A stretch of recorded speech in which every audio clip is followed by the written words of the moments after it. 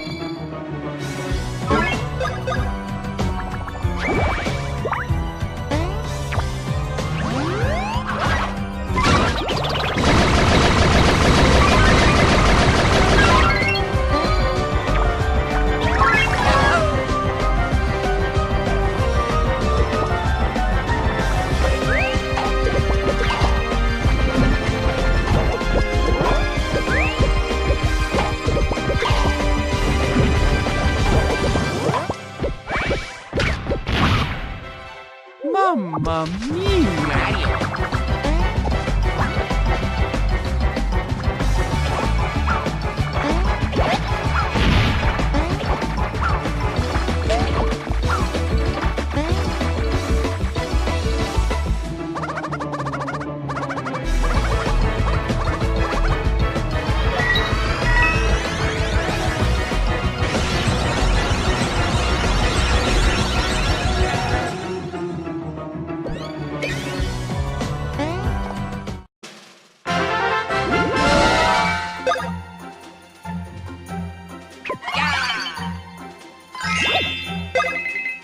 Yahoo!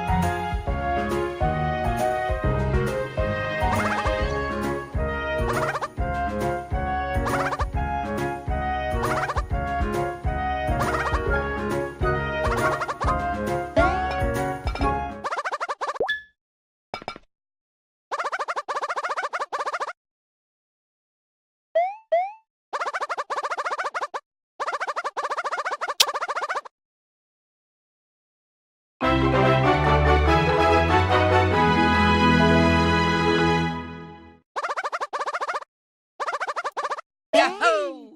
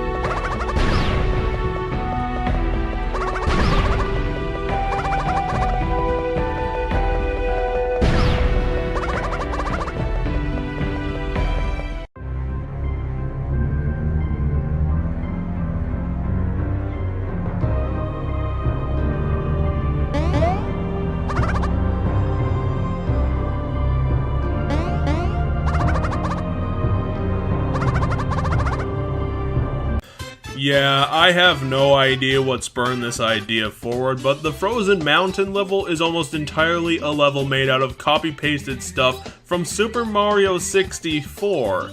The bullies are the one enemy type that's around here, and then there's the boss of the land, King Bob-omb, who even makes that classic King Bob-omb noise in his dialogue.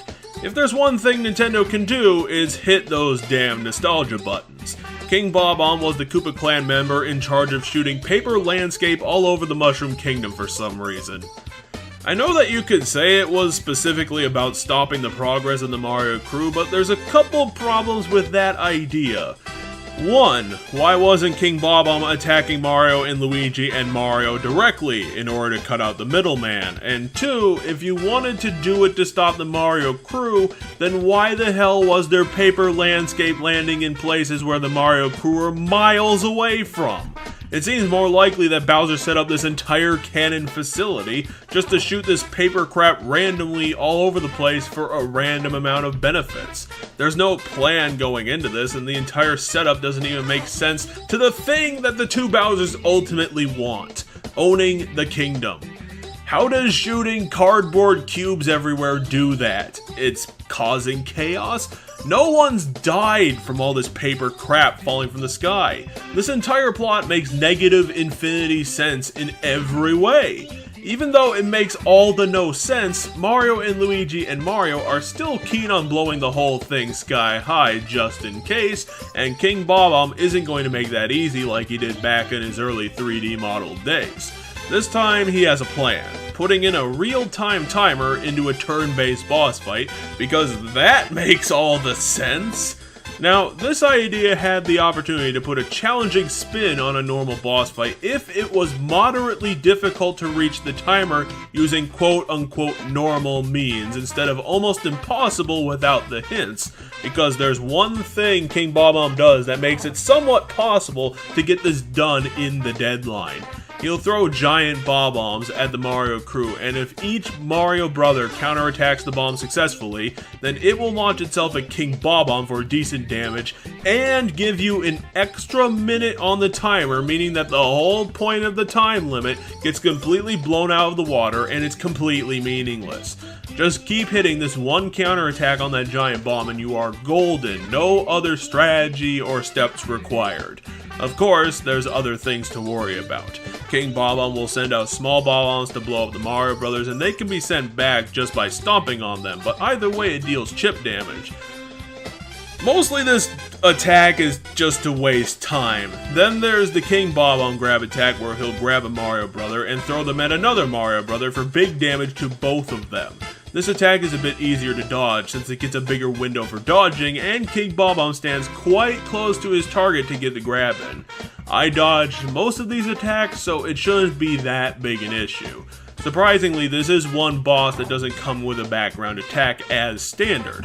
Now, the King Bob-omb fight could have been an interesting set piece in the game, forcing the player to budget out the time that it takes for the special attacks, along with what damage they can cause for the best DPS to kill King Bob-omb with. But without getting those extensions from counterattacks, it's almost impossible without over-leveling, as I found out. I would cut out most of the trio attacks just on principle and work with what bro attacks would be the fastest to get the done. The drill shell is a definite one to use, the boss is a good challenge, just not in the right way, and the tiny margin of error on the original 4 minutes makes this boss more of an irritant than a satisfying win. Mostly because victory or defeat is going to matter entirely on your counterattacking abilities, and with the bad perspective and small margins of error in this game, the counterattacks become even more luck-based, and therefore relying on them to work makes a boss fight more bullshit and not more satisfying. I hate to say that the King Bob-omb fight doesn't work at all and is a bad boss, because with just a couple of tweaks, it could have been really good. But we here on this channel don't deal with potentials, we deal with what we got.